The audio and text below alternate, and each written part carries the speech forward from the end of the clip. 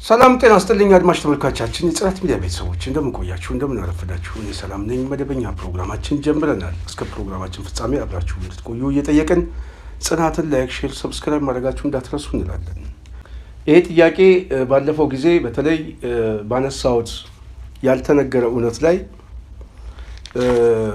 በስፋት የተነሱ ጥያቄዎች አሉ። አንዱ የሐሳብ ስርቆት ተፈጥሮባቸዋል የሚል አንዳንድ ሐሳቦች ሰምቻለሁ።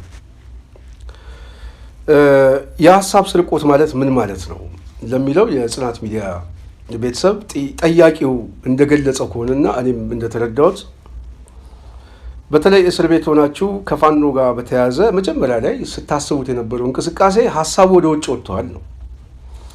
ሐሳቡ ወደ ውጭ ወጥቶ ሐሳቡን ሌሎች ሰዎች ተጠቅመውበታል የሚል አስተሳሰብ ይመስለኛል ካልተሳሳትኩኝ። እኔ በዚህ ጉዳይ ላይ ሐሳቡ ማንም ይጠቀምበት ማንም ሐሳቡ ከወጣም እኔ ጥሩ ነው ብዬ ነው የማስበው። ሐሳቡ ከመውጣቱ በፊት ግን እኛ ቀድመን ዝግጅቶች ነበሩ። ምናልባት ብዙ ሰዎች ያላሰበው ከዚህ ሐሳብ ጋርም የተገናኘና የተቆራኘ ሐሳቦች ከእስር ቤት በፊት እናስብ ነበር። ያሰብነው ሐሳብን ወደኋላ መለስ ብላችሁ ካሰባችሁ በተለይ ጎንደር አካባቢ ባህር ዳር አካባቢ ላይ ሄደን ዝግጅት አድርገን አጠቃላይ ዝግጅቱ ከህዝባዊ እንቅስቃሴው ጋር ቢሆንም ከዛ ዝግጅት ጋር በተያያዘ ግን ጥበቃ እና የተለያዩ እንቅስቃሴዎችን ሲመሩ የነበሩ ሲያስተባብሩ የነበሩ ፋኖች ናቸው። ስለዚህ የፋኖ እንቅስቃሴ ከዛም በፊት ቀደም ሲል የፈጠርነው ትስስር ነበር። በተለይ እንደውም ጎንደር አካባቢ ላይ ከነ ሰለሞን አጠና ጋር እዛ አካባቢ ካሉት ኃይሎች ጋር የመጀመሪያ ፎቶ ሁሉ ተለቆ ከፍተኛ ጫጫታ እንደፈጠረ ግልጽ ነው እና እኛ እንፈልገው ነበረ ይህንን ኃይል በተለይ የከተማውን ኃይል የበለጠ ጉልበት ሊሆነው የሚችለው የፋኖ እንቅስቃሴ ስለሆነ ከዛ ጋር የተቆራኘ ትስስር ሊኖር ይገባል ብለን እናምናለን። ይሄ ጉዳይ ግን ያነሳሳን ካስታወሳችሁ በተለይ የኦህዴድ ኃይሎች ከሸኔ ጋር ያለውን እንቅስቃሴ እንደማስታረቅ የሆነ አንድ እንትን ተፈጥሮ ነበር። ምን የሚባል የሆነ አንድ የማህበሩ ስም ጠፋኝ። እዛ ላይ በቀለና ጀዋር በተለይ መሬት ላይ ያሉትን ሰዎች ሄደው አናግረው ከነሱ ጋር ሁሉ ፎቶ ምናምን ተነስቶ ነበር። ስለዚህ ይሄ ኃይል በዚህ ደረጃ ራሱን ባላንስ እያደረገ የሚመጣ ከሆነ እኛም የራሳችን የሆነ መጋጫ ያስፈልጋል።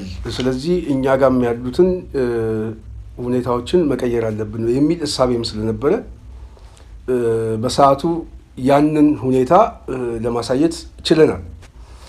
ሐሳቡ ግን እየተጠናከረ በየጊዜው እየተጠናከረ እንዲመጣ ምክንያት የሆነው ግን ከጦርነቱ ጋር በተያያዘ ነው።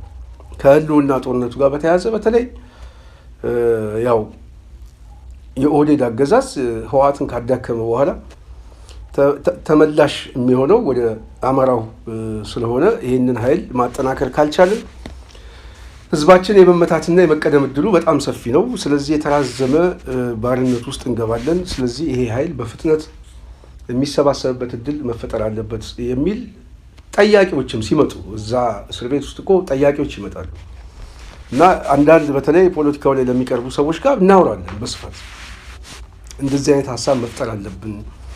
በአዴን ጋር የሚኖረው ትስስር ሁሉ ሊበጠስ የሚችለው በህዝባዊ ኃይል ነው። ስለዚህ ህዝባዊ ኃይል መፈጠር አለበት። በተለይ መሬት ላይ ያሉት ሰዎች የሚታወቁ ሰዎች ይህንን ኃላፊነት ቢወስዱ ጥሩ ነው ምናምን እያልን ለሚመጡት እንግዶች ጠያቂዎች መልእክት ስለሚላክ እንግዲህ ሐሳቡ ቢወጣም እኔ መልካም ነው ብዬ ነው የማስበው። ሐሳቡ መውጣቱ ግን ከኛ መውጣቱ ግን እርግጠኛ ሆኜ ለመናገር አልችልም። ግን የቀደመ ሐሳብ እንዳለን ግልጽ ነው። ስለዚህ እኔ ብዙ ጊዜ የምናገረው ለዚህ ነው። በዚህ ትግል ውስጥ ጠብታዎች አሉ፣ እኛ ጋም ጠብታዎች አሉ። እንደውም ቀደሙ ከተባሉ የቀደመ ጠብታ ነው ያለን በጣም እና እዛ ጉዳይ ላይ እኔ አንዳንድ ጊዜ የማልቀበለው ይሄንን ትውልድ እኛ ጀምረን እኛ ጨረስነው እኛን ያነሳነው ከባዶ ተነስተ ምናምን የሚለው ነገር ትንሽ እኔ ለመቀበል በጣም እቸገራለሁ። ምክንያቱም ቅንነት ያለው አስተያየት ነው ብዬ አላስብም። ከባዶ የተነሳና አሁን ያለ እንቅስቃሴ እኔ አለ ብዬ አላስብም። የነበረ ጠብታዎች አሉ። ደካማ ነው ትንሽ ነው ምናምን የሚለው ሊያከራክር ይችላል። ግን የነበሩ ምልክቶች አሉ። እነዛ ምልክቶች ላይ እያንዳንዱ ሰው የየራሱ ጠብታ አለው። እኛ የራሳችን ጠብታ አለን። ከእስር ቤት በኋላ የሀሳብ ጠብታ አለን። ከዛም በፊት የተግባር እንቅስቃሴዎች አሉ። ከዛም በኋላ ደግሞ የተፈጠሩ እንቅስቃሴዎች አሉ። ስለዚህ በሂደቱ ላይ የብዙ ሰዎች ድርሻ አለ። የአንበሳውን ድርሻ የተጫወቱ ሰዎች አሉ ማለት ነው። በተለይ ቤተ አማራ አካባቢ እኮ ከጦርነቱ ጋር በተያያዘ በጣም ከማንም ቀድሞ እኮ እንደውም ከፍተኛ ትንቅንቅ፣ ዝግጅት፣ ስልጠና፣ የሰው ኃይል ሲያስተባብሩና ሲመሩ የነበሩትን ማስታወስ ቀላል ነው ብዬ አስባለሁ። እና ብዙ ቦታ ላይ የተለያዩ ጠብታዎች ድምር ውጤት ናቸው ዛሬ የፋኖን እንቅስቃሴ በአንጻራዊነት ጉልበት እንዲይዝ አድርጎት የመጣው የሚል አስተሳሰብ ነው ያለኝ። ከዚህ ጋር በተያያዘ በተለይ ያው እኛም ሰፊ ሚና እንደተጫወትን ግልጽ ነው ማለት ነው። ሌላው ከዓላማ አኳያ ምናምን የተጠየቀ ጥያቄ አለ። በተለይ እኔ ዓላማው እኛ በዋናነት እኔ አማራው በተለይ መሬት ላይ ያሉት ሰዎችም እኔ በግል የምደግፈው ፖለቲካዊ ድጋፍ የምደግፈው መሰረታዊ ጉዳይ አለ። አንዱ አማራ የገባበት የህልውና አደጋ ከአስተሳሰብ የመጣ ነው የሚል እምነት አለኝ። አስተሳሰባዊ የሆነ የህልውና አደጋ አንዱ አደጋውን፣ ሁለተኛው ግን መዋቅራዊ የሆነ አደጋውን። እነዚህ አስተሳሰባዊና መዋቅራዊ የሆኑ አደጋዎቹ ነው ለህልውና አደጋ ዛሬ ኦህዴድም የተጫወተበት ከዚህ ተነስቶ ይሄ አስተሳሰብ የወለዳቸው ሰዎች ናቸው። ስለዚህ ትግሉ የሚለካው እኔ የምመለካው ታጋዩን የምለካው ከዚህ የአስተሳሰብ ቁርኝትና አንድነት የተነሳ ጓዳዊ ትስስር ሲፈጠር ይሄ አስተሳሰብን መለወጥ አለብን የሚል የፖለቲካ ትግል በተግባርም በሰነድም ሲያመጣ ነው ብዬ አስባለሁ። ይሄ እስካሁን በተግባር ተገልጦ አልታየም። የቃላት ዲስኮርስ ነው ያለው። እነዚህ ዲስኮርሶቹ እስካሁን በግልጽ ስጋ ለብሰው እየመጡ አይደለም። ስለዚህ ይሄ ግን የሚለይበት ታይሚንግ አለ ብዬ አስባለሁ። ስለዚህ ይሄ ታይሚንግ በዋናነት ደግሞ ከህልውና አደጋው አኳያ 1 2 3 ተብሎ የተተነተነና የተቀመጠ የንድፈ ሀሳብ ትንተናዎች አሉ። ለነዛ አደጋ የተጋለጠበት እድሎችና ምክንያቶችም አሉ። ስለዚህ አማራው እየተሰባሰበ ይሄንን አደጋ ቀርፋለሁ ሲል ከዚህ አደጋ ተነስቶ ነው አሊያንስ የሚፈጥረው። ከዚህ አደጋ ተነስቶ ነው ነገሮችን እንለውጣለን ከሚል ኃይል ጋርና የነገ ጠዋት ዕጣ ፈንታችንን አብረን እንበይናለን ብሎ የሚያስቡ። ስለዚህ ይሄንን አደጋዎችን ተንትኖ ሳያስቀምጥ በአንድም ይሁን በተዘዋዋሪ የአደጋውን ባለቤት ከሆኑ ሰዎች ጋር ያለ መርህ የሚደረግ ትስስሮች ከተፈጠሩ እየተለየ የሚመጣ ነው ብዬ አስባለሁ። አሁን የዓላማ አንድነት የለንም አለን ለሚለው ብያኔ ለመስጠት እነዚህ ጊዜዎች መጠበቅ አለባቸው ብዬ አስባለሁ። ስለዚህ ዓላማው እስካሁን በዲስኮርስ ደረጃ ተመሳሳይ የሆነ ዓላማ እንዳለ ነው እማቀው። የስር ነቀል ለውጥ ማምጣት አለብን። አማራው ያለበትን የህልውና አደጋ ለማስቀረት የህልውና አደጋውንም ራሱ የሚቀበል ኃይል ጋር እስከሆነ ድረስ ትብብር ማድረግ የግድ ያስፈልጋል ብዬ አምናለሁ። የህልውና አደጋ የለበትም ብሎ የሚያስብ ኃይል ግን ራሱ እኔ የህልውናው አደጋ ነው ብዬ ነው የማስበው። ስለዚህ ከዚህ ሁኔታ ጋር አብሮ ሊፈጠር የሚችለው ቅድመ ሁኔታ ያልተቀመጠለት ትስስሮች ሁሉ ነገ ጠዋት የውድቀቱ ማሳያ ስለሆነ የዓላማና የተግባር አንድነት የለንም ብለን ለመደምደም የተወሰኑ ማሳያዎች የግድ ያስፈልጋሉ ብዬ አስባለሁ። ሌላው አማራ በሁሉም በኩል ተበትኖ ነው ያለው። ስለዚህ የህልውና ጥያቄው በሁሉም አካባቢ ነው ያለው። ስለዚህ አማራ የህልውና ጥያቄ ያለው በክልሉ ብቻ አይደለም፣ ከክልሉ ውጪ ያለም አማራ የህልውና አደጋ ነው። እንደውም እኔ እሱ ነው የሚብሰው ብዬ ነው የማስበው። በእኔ ግምገማ አማራ ሁሉ የህልውና አደጋ አለበት። የተበተነው አማራ ደግሞ የበለጠ አለበት። የበለጠ የጥቃቱ ሰለባ የሆነው እሱ ነው። ስለዚህ ይህንን ኃይልም ለማዳን የሚደረግ የህልውና ትግል ነው። ስለዚህ ይህንን ኃይል አሊያንስ ማድረግ፣ ይህንን ኃይል የትግል ማዕከል ማድረግ፣ ይህንን ኃይል የፕሮፓጋንዳ ማዕከል ማድረግ፣ ይህንን ኃይል የማደራጀት አደረጃጀታዊ፣ ፖለቲካዊ መንፈሶችን ማንጸባረቅ የግድ ያስፈልጋል። ትግሉ በዋናነት ክልል ተኮር ሳይሆን ክልሉን የሚሻገር አደረጃጀት እና የፖለቲካ ስራዎችን ማሳየት፣ የፕሮፓጋንዳ ስራዎችን ማሳየት ያስፈልጋል። ዛሬ ወለጋ ላይ የህልውና ጦርነት አለ። በብዙ ቦታ ላይ አዲስ አበባ ላይ ዛሬ ተሰባስቦ ታይሚንግ የሚጠብቅ 11ኛውን ሰዓት እየጠበቀ ያለ ኃይል አለ። በስፋት የደራጀ ኃይል በስፋት አቅም የወሰደ እየሰለጠነ እየመጣ እየገባ የተለያየ ስልጠናዎችን ወስዶ ገብቶ እየተቀመጠ የደራጀ ኃይል አለ። በተመሳሳይ ኦህዴድም ያስቀመጠው ገዳ ኮማንዶ አለ። ሌላውም የነጻነት ታጋይና የህልውና ጥያቄ ያለበት ኃይል አዲስ አበባ ላይ አለ። ስለዚህ እነዚህ ኃይሎች ሁሉ የፕሮፓጋንዳው ማዕከል፣ የፖለቲካው ማዕከል፣ የአደረጃጀቱ የስበት ማዕከል መሆን አለባቸው ብዬ አስባለሁ። የአማራ የህልውና አደጋ እስከሆነ ድረስ የህልውና አደጋ እንደ አማራ ነው መታሰብ ያለበት እንጂ ክልሉ ላይ የታጠረ ፖለቲካዊና አደረጃጀት በፍጹም መታሰብ የለበትም። ይሄ በራሱ ጎታች ነው ብዬ ነው የማስበው። ከዚህ አኳያ ነው ነገሮችን የማያቸው። ከኃላፊነት ምደባ ምናምን የሚባል ነገር አለ። ኃላፊነት በዋናነት እነዚህ ማዕከሎችንም ታሳቢ ማድረግ ያስፈልጋል የሚባሉ ለዛ ነው። ዛሬ እኮ የተለያየ አደረጃጀት እኮ አማራ ክልል ላይ ፋኖ ሲያሰባስበው አንዱ ከሌላው እንተና ከሌላው ምናምን የሚባል እኮ አለ። ቀጠናዊ የሆነ መልክ ያለው ማለት ነው። ስለዚህ አንድነቱም ሲመጣ ይሄ ቀጠናዊ የሆነ ሜሪት ቤዝ የሆነ ምናምን ግን በዋናነት ግን አካባቢ የሆነ ቅንጅት በአንድነት ውስጥ መንጸባረቁ የግድ ነው፣ ወሳኝ። ይህንን እንደምናምነው ሁሉ ቀጠናዊ የሆነ ደግሞ አሰላለፎቹ በዋናነት በክልሉ ላይ ብቻ አራቱ ሪጂናል ብቻ ሳይሆኑ ሰፊ ቀጠና አለ።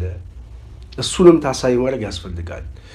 የወለጋን ቀጠና፣ የአዲስ አበባን ቀጠና ምናምን የሚባል ሰፋ አድርጎ ማየትና እዛ አካባቢ ላይ ነገሮችን ማንጸባረቅ የግድም ያስፈልጋል። ምክንያቱም መሬት ላይ ያለው የፖለቲካ ሁኔታ ይህንን አይነት መልክ እየያዘ ስለመጣ ከዚህ ጋር አብሮ መሄድ ወሳኝ ነው ብዬ ስለማስብ የፕሮፓጋንዳ ሰለባ መሆን ስለማያስፈልግ ማለት ነው።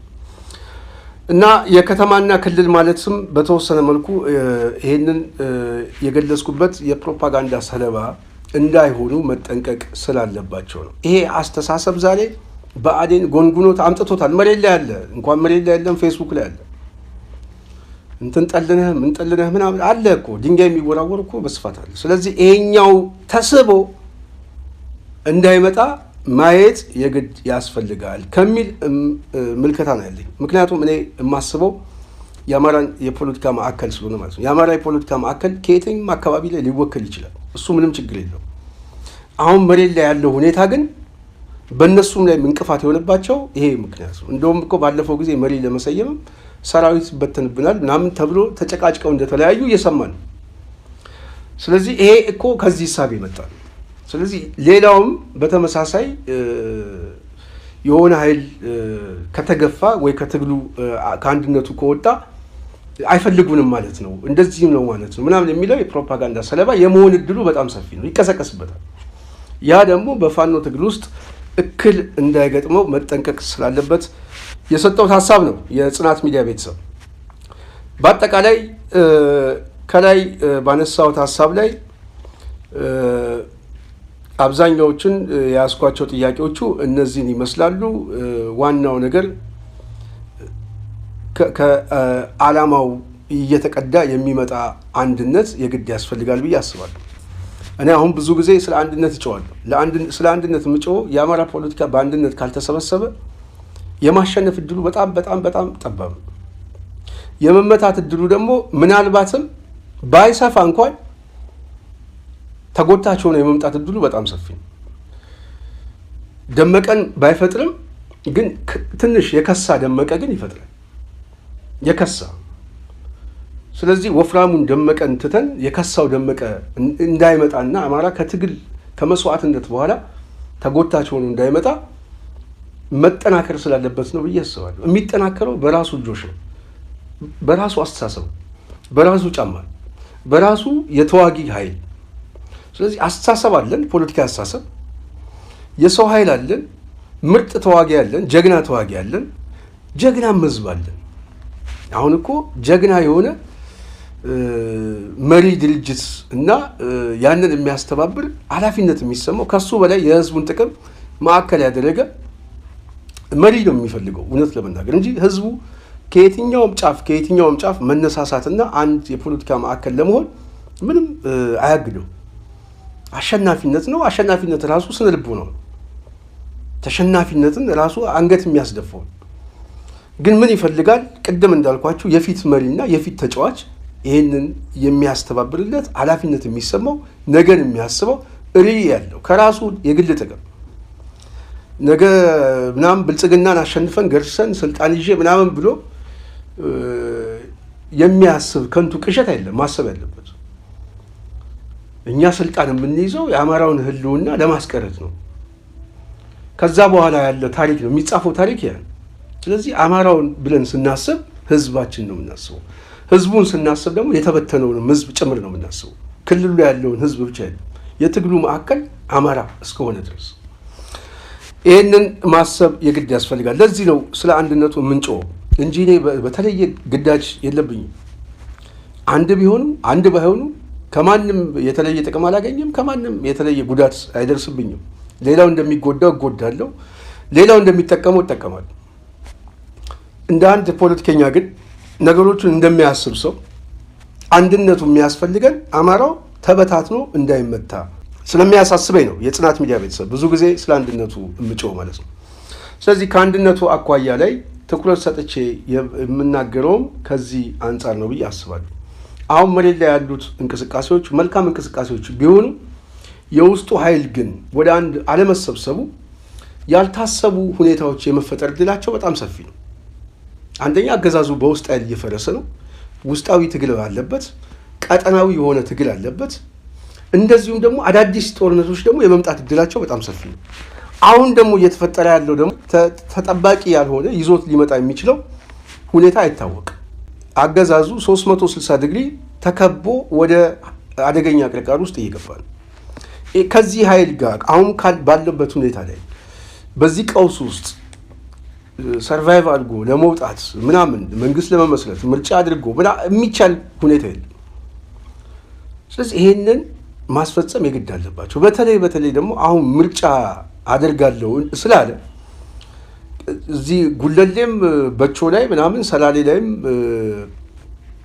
አዲስ አበባ ላይ የተወሰነ ምርጫ የሚመስል ነገር አድርገን ድምፅ ይዘናል መንግስትን መሰርታለን ብሎ አብይ አህመድ ሊያስብ ይችላል። በተለይ አማራ ክልል ላይ ደግሞ ትንሽ ቦታ ማሳየት ይፈልጋል።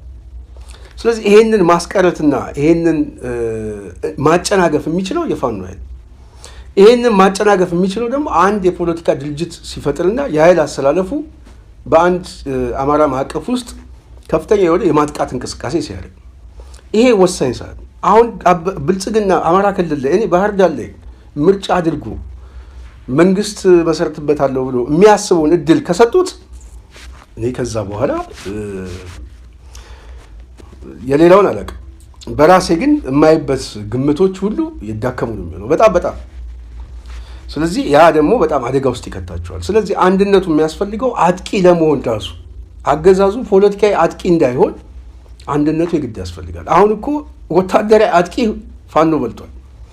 ፖለቲካዊ አጥቂነት ደግሞ ብልጽግና እየበለጠ ነው። ከዚህ በፊት ፖለቲካዊ አጥቂ የነበረው ፋኖ ነው። ወታደራዊ አጥቂም የነበረው ፋኖ ነው። ድምፁን አጥፍቶ ኢንተርኔትም ስለተዘጋ እኛ እንኳን በሰዓቱም ያው ሌላ ዓለም ውስጥ ነበር ያለነው፣ ግን ያ ጊዜ አጥቂ ሆኖ ነበር። አሁን በተዘዋዋሪ አገዛዙ አሁንም በወታደር የመዳከም ዕድሉ ቢኖረው ፖለቲካሊ ግን እናረጋ ከበደ እየላከ የዞን ስብሰባ እያደረገ ምናምን የፕሮፓጋንዳ ስራ እየሰራ አሁን እኮ አረጋ ከበደ እኮ ካቢኔ እየሰየመ እኮ ነው። ካቢኔ ይሄ እኮ በጣም እንደውም የማይታሰብበት እድሎችን የሚፈጥሩበት ሰዓት አሁን ነበር። ያልተረጋጋ ሁኔታ መፍጠር የሚቻለው በዚህ ሁኔታ ነው። ስለዚህ ይሄንን ማድረግ የሚቻለው ፋኖ ሲቀናጅ ከፍተኛ የሆነ አጥቂነት ስለሚገባ ይሄ አጥቂነት ደግሞ የአገዛዙን ስርዓት ወደ መጨረሻው እድል ውስጥ ስለሚከተው ከዚህ አንድነት ደግሞ የሚቀዳ የኃይል አሰላለፍም ስላለ ሌሎችም ቢሆን አብረን እንስራ ሰጥቶ የመቀበል የፖለቲካ ሁኔታ ውስጥ ተገደው ስለሚመጡ ካለበዛ አማራው ብቻውን የመምጣት እድሉም ሰፊ ነው ብሎ ሲገምቱ እነሱም የሂደቱ አካል ለመሆን ተገደው ይመጣሉ። የማይቀር ጉዳይ። ስለዚህ ያንን ማስገደድ የሚችለው አማራው ጉልበት ሲኖረው ነው። አማራው ጉልበት ሲኖረው ሌላ ኃይሎችን ራሱ እንደ ቅርንጫፍ ማሰባሰብ ይችላል። አቅም ወሳኙ አቅም ነው። ቲፒኤልኤፍ ኢህአዴግን እንደሰየመው ኦህዴድን እዚህ ደራ ላይ እንደሰየመው ሁሉ አማራው ጉልበት ከያዘ ኢህዴኖችን ሰብስቦ መምጣት ይችላል። ዋናው የኃይል ሚዛን። ለዛ ደግሞ የሚሆነው ደግሞ አንድነቱ በጣም ወሳኝ ነው። ስለዚህ እኔ በአማራ አንድነትና በአማራ ጉልበት ላይ የተመሰረተ የበላይነት እንዲሆን ስለምፈልግ ያ ነው የፖለቲካ ብልጫ መውሰድ አለበት ብዬ አስባለሁ። ይሄንን ብልጫ ሲወስድ ነው የህልውና አደጋውን ማስቀረት የሚችለው። የማንንም ፍላጎት ሳይሆን በራሱ ልጅና በራሱ የህይወት መስዋዕትነት ቀዶ እንደሚጥለው ማሳየት የግድ ያስፈልጋል ብዬ አስባለሁ። ለዛ ደግሞ የአማራ ህዝብ የአንበሳውን ድርሻ የመወጣት ኃላፊነት አለበትም፣ እየተወጣ ነው። ያጣው ድርጅትና መሪ ብቻ ነው። ስለዚህ ለዚህ ነው አንድነቱ በጣም ወሳኝ ነው ብዬ የምጨቀጭቀው። በራሳችን ጫማ መቆም ስለሚያስፈልገን ይህንን ልትገነዘቡ ይገባል ብዬ አስባለሁ እንጂ የተለየ ጥቅም የምናገኝበት ነገር የለም። እንደ አማራ ነው ነገሮችን የምናየው፣ እንደ አማራ ነው የምንጠቀመውም። እድሎች ካሉ የምንጠቀመው እንደዛ ነው እንጂ ወትዋች ሆነን ምናምን ሆነን አይደለም። ቢፈልጉ ማምጣት ይችላሉ፣ ቢፈልጉ መተው ይችላሉ። ጉዳቱን አብረን የምናየው።